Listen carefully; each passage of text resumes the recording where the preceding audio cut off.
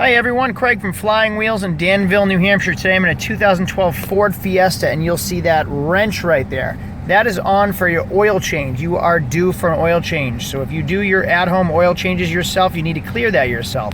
You can actually find it in your owner's manual how to reset it, but I'm going to show you anyway. If this video is at all helpful, do me a favor and give me a thumbs up, and don't forget to subscribe for more fun car stuff. All right, the Fiesta has two options, the key or the push to start. If you have the key, just turn it to position 2. 1, 2. If you have the push to start, keep your foot off the brake and just push your start button twice.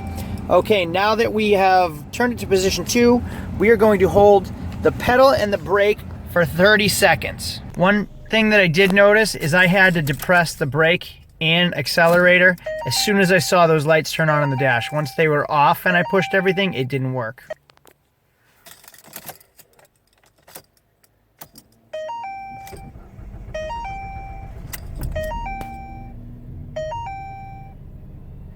And there it is, it's off.